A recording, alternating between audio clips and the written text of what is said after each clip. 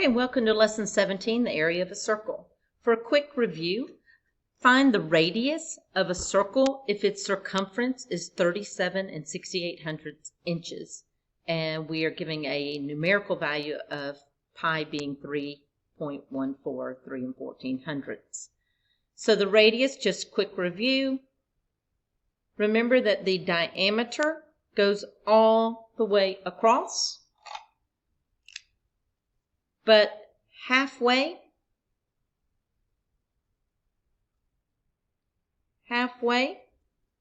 is called the radius. So 2 radius is equal to the diameter. If I have a value of 37 68/100, that is my C, because remember our formula is circumference is equal to 2 pi r, which is 2 times pi times the radius. And remember that 2r is equal to diameter. So my circumference is 37 68/100, and that is equal to 3.14 times D. We're going to use D for now. So if I divide both sides by 3.14, I find out that D is actually equal to, and I've pre-worked it out, 12. So the diameter is equal to 12. So 2 times what number is equal to 12? And I find that my radius is equal to 6 inches. On my next one, looking very quickly at this, there are 2 ways that we can find the area of this rectangle. One is by actually counting every single square. And if I do that, I find out that I have a total of 24 squares. So that'd be centimeter squares. The other option is for us to use our actual area formula. And our area formula is length times my width.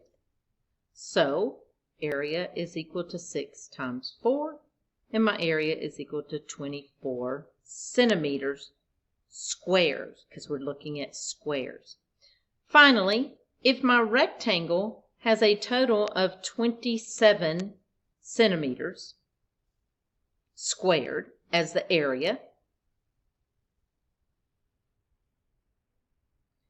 and I know that my width is 3, if I divide both sides by my 3, I then find that my length is equal to 9 inches. We're going to now watch a video called The Area of a Circle, How to Get the Formula. I'm going to pause, set it up, and come right back. Pi r squared gives you the area of a circle. But where does pi r squared come from? First, we'll draw a circle and fill in its area. Next, we will divide it into large equal parts and arrange them in a rectangular formation. As you can see, it barely resembles a rectangle. So next, we will divide the circle into small equal pieces, and we will arrange them in the same manner. You can see that it appears more like a rectangle. So if we divide the circle into even more smaller pieces, you can see that every time the shape becomes more like a rectangle. So how small must we divide a circle before we can get a perfect rectangle?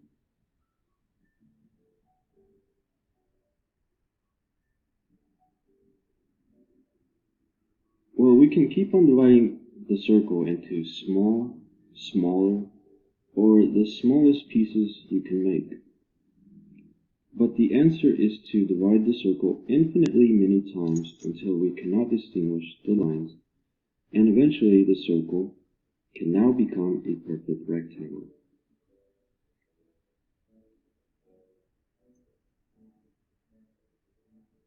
So, the area of the circle is equal to the area of the rectangle, which is equal to base times height.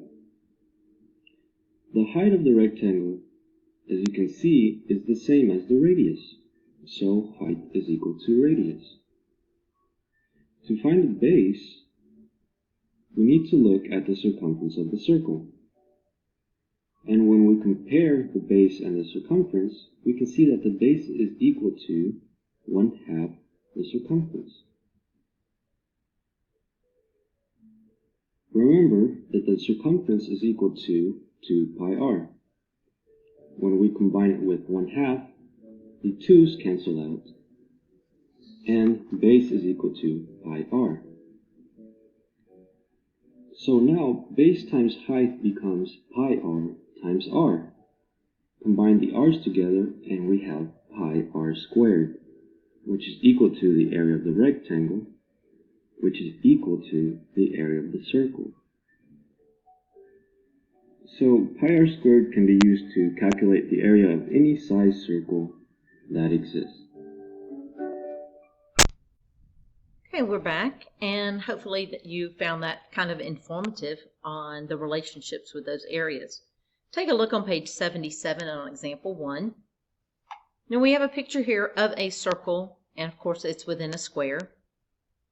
But we're going to focus on the fact that we know that this circle has a length and a width, the square of 20 centimeters. So if the length is 20 centimeters, then that is also, or the height, as you saw in the video, is also equal to my diameter.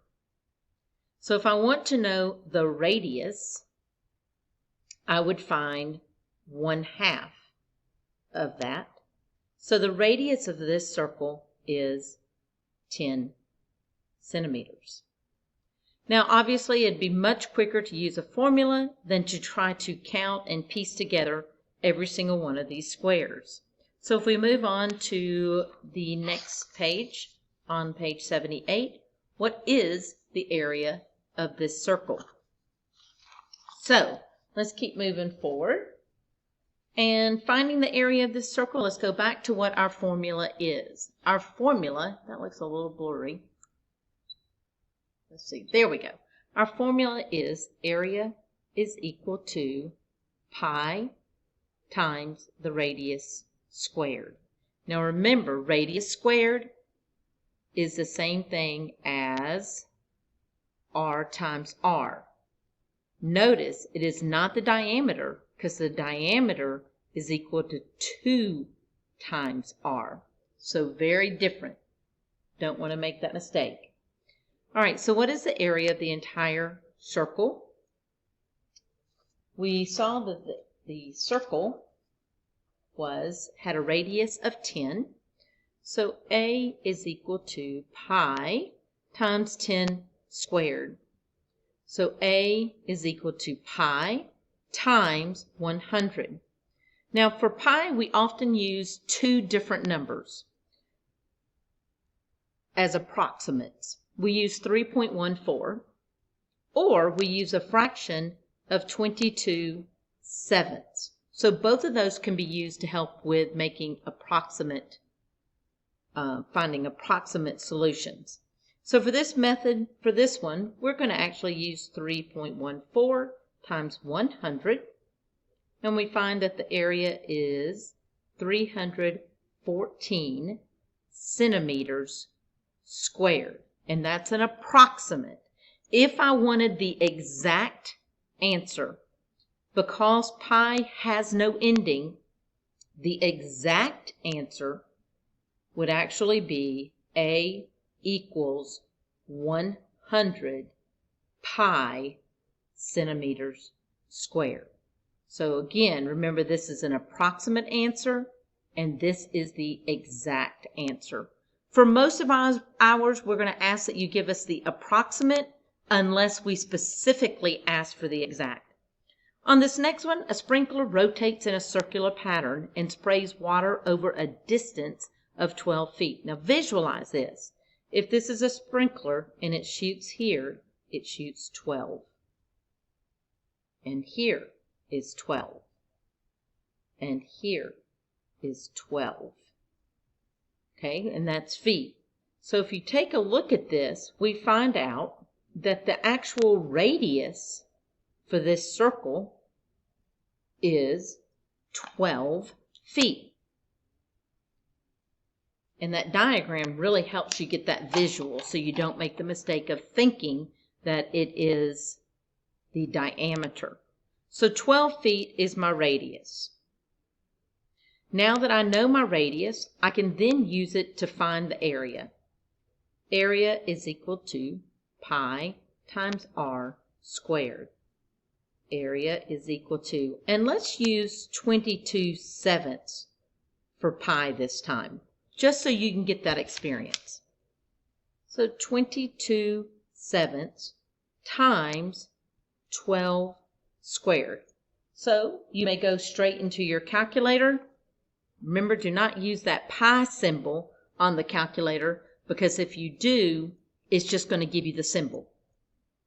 So I find out that the area is 452 4/7, but it asked me to give it to the nearest square foot.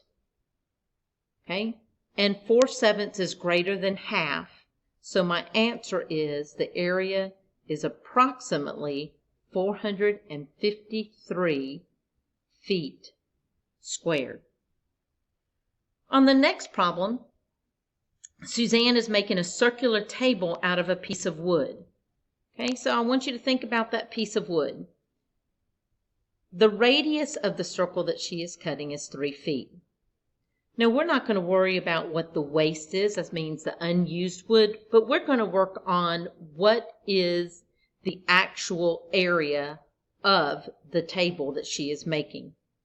So if I have a circle and the radius is 3 feet, go straight into my formula, pi r squared. We're going to give an approximate answer using 3.14. So A is equal to 3.14 times 3 squared. Again, that means 3 times 3.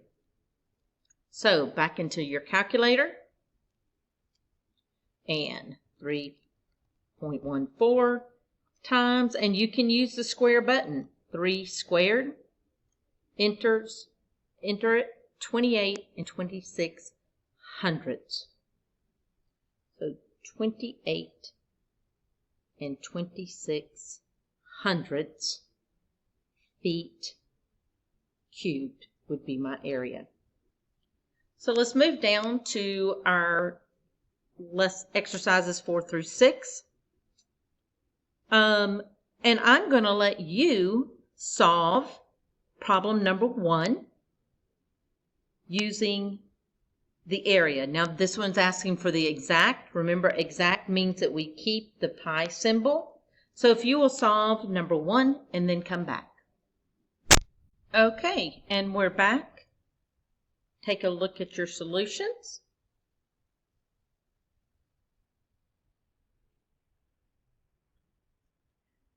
At this time, I'd like you to solve on page 79, problem number 2, and we're going to be skipping number 4. Be careful on C. Remember, on that one, you are looking for the circumference, and we're using 22/7 as our fraction for pi.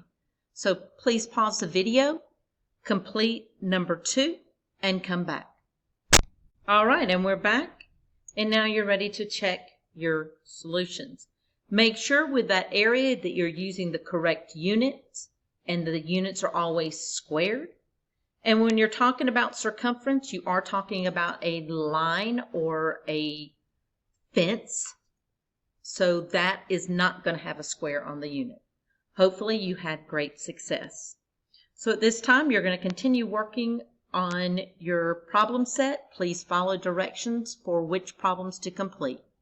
Thank you.